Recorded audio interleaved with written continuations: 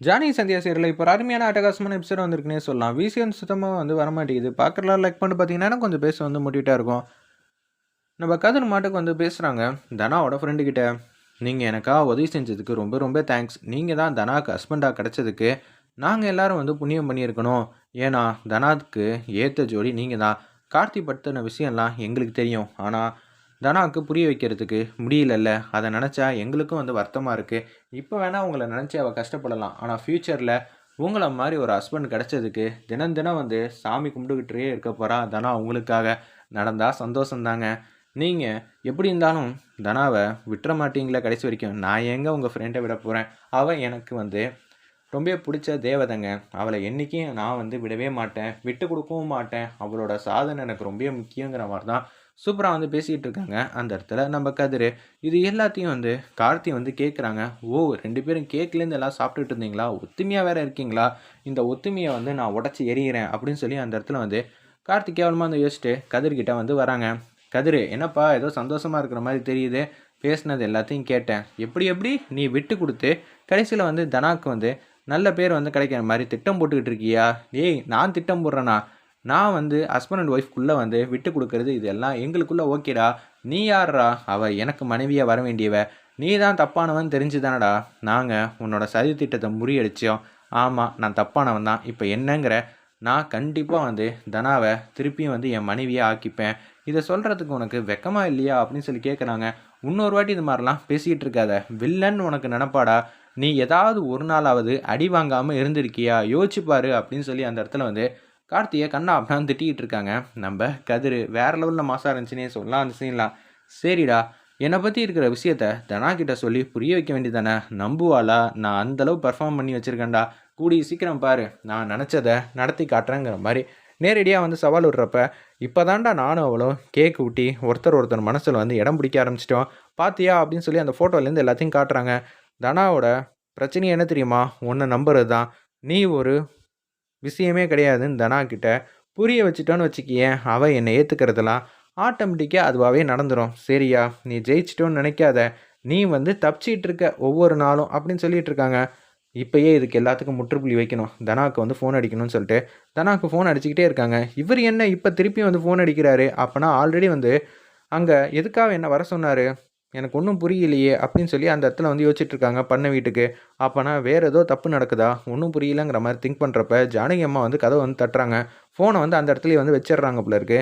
நம்ம தானா அச்சச்சோ ஃபோனை வைக்கிறப்ப யாரும் பார்த்துட்டா என்ன பண்ணுறதுன்னு சொல்லிட்டு ஃபோனை கையோட எடுத்துகிட்டு வந்துடுறாங்க. "கீழே வாங்கம்மா" அப்படின்னு சொல்லும்போது, "மாயா, நீயும் கீழே வா, உன்கிட்டயும் கொஞ்சம் பேச வேண்டியதெல்லாம் இருக்குன்னு" சொல்லிட்டு சாமி ரூம் முன்னாடி 2 மருமகளையும் நிற்க வைக்கிறாங்க.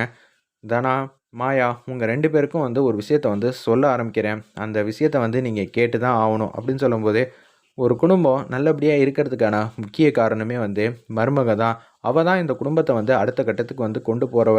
தயவு செஞ்சு அதை புரிஞ்சு நடந்துக்கங்கிற மாதிரி அந்த இடத்துல பேசுகிறாங்க.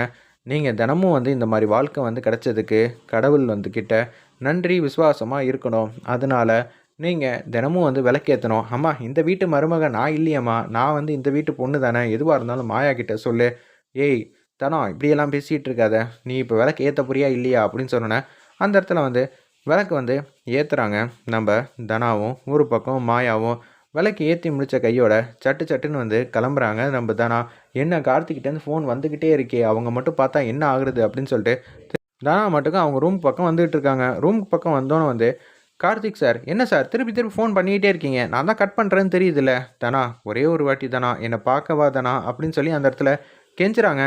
"நான் ஏன் வரணும்? உங்களை பார்க்க நான் வர முடியாது. ஆல்ரெடி பண்ண வீட்டில் உங்கள பார்க்குறதுக்கு தான் வந்தேன். நீங்க நல்லா இருக்கீங்கண்ணா. எதுக்காக என்ன வர சொல்றீங்க?" அப்படின்னு சொல்லி தனா கரெக்ட்டா கேட்குறாங்க. "என்ன இவ இப்பன்னு பார்த்து புத்திசாலித்தனமா இப்படியெல்லாம் கேட்டுட்டு இருக்காளே! இதெல்லாம் சரி வராதே!" அப்படின்னு சொல்லி அந்த இடத்துல யோசிச்சுட்டு இருக்கிறப்ப, "தனா, இந்த ஒரு வாட்டி மட்டும் தனா, நான் உன்னை பார்த்துட்டா எல்லாமே சரியாயிடும் தனா. அதுக்காக தான் திருப்பியும் என்ன கல்யாணம் பண்ணிக்கணும்னு சொல்லுவீங்க. இதெல்லாம் வேலைக்கே ஆகாது. நான் எப்போதுமே கதிரோட மனைவி. இதை யாராலையும் எப்போதும் மாற்ற முடியாது. எங்கள் அப்பாவுக்கும் அம்மாவுக்கும் என்னால் எந்த விதத்துலேயும் பிரச்சனை என்னால் கொடுக்க முடியாது. மன்னிச்சிருங்க சார்ன்னு சொல்லிட்டு ஃபோனை வைக்கலான் இருக்காங்க. ஃபோனை வச்சுட்டாங்க. திருப்பியும் ஜானகி வந்தோன்னே ஜானகி வராங்க. "என்னதானா ரூம்லேயே இருக்க? உனக்கு புதுசாக கல்யாணம் ஆகியிருக்கு. நீ மாப்பிள்ளையை ஏற்றுக்கல. இது எல்லாம் என்னால் புரிஞ்சுக்க முடியுது. உனக்கு இப்போ சரின்னு பட்ட விஷயம்லாம் தப்பாக தோணுது. தப்புன்னு பட்ட விஷயம்லாம் ஃப்யூச்சரில் சரின்னு தோணுமா? தயவு செஞ்சு புரிஞ்சுக்க. என் வாழ்க்கையில் ஒரு மேஜிக் வந்து நடந்துச்சு. எனக்கு மாப்பிள்ளையாக வந்து இன்னொருத்தர் வர வேண்டியது. ஆனால் அவர் எப்படி வந்து யாரை கல்யாணம் பண்ணாங்க அதெல்லாம் பற்றி பேசலை. எனக்கு என்னோட புருஷன் மாதிரி தங்கமான புருஷன் வந்து கடவுள் வந்து அமைச்சு கொடுத்தாங்க. அதே மாதிரி தாம்மா உனக்கும் ஒரு அற்புதமான வாழ்க்கை வந்து கிடச்சிருக்கு. அது கதிரோட கதிர் தாம்மா உனக்கு ஏற்ற ஹஸ்பண்டு. புரிஞ்சுக்கம்மா. இது கூடிய சீக்கிரம் நீ புரிஞ்சுக்க போகிற. அது வரைக்கும் நீ பொறுமையாக இருந்தாலே போதும். அதை மட்டும் செஞ்சால் போதும்னு சொல்லிட்டு அவங்க மட்டும் போகிறாங்க. அம்மா எதுக்காக சொல்கிறாங்க? கதிரை வந்து இவ்வளோ நல்லவங்கிற மாதிரி பேசுகிறாங்கன்னா இதுக்கு பின்னாடி வேறு ஏதோ காரணமாக இருக்குமா? அம்மா சொன்னால் எதுவாக இருந்தாலும் நல்லதுக்கு தான் இருக்கும்னு சொல்லிட்டு தானே கேட்கணும்னு முடிவில் வந்து இருக்காங்க. திருப்பி திருப்பி கார்த்தி வந்து ஃபோன் பண்ணிகிட்டே இருக்காங்க. உடனே வந்து நீ மட்டும் வரலன்னு வச்சுக்கிங்க. அதுக்கப்புறம் சொல்லி கார்த்தி வந்து இக்கு வச்சு பேசினோன்னே ஃபோனை வந்து வச்சுட்டாங்க. என்னது இன்றைக்கி வரலன்னா கார்த்தி என்னென்னமோ சொல்லிகிட்டு இருக்காரு. இதனால அப்பாவுக்கு பிரச்சனை ஆகிடுமோ?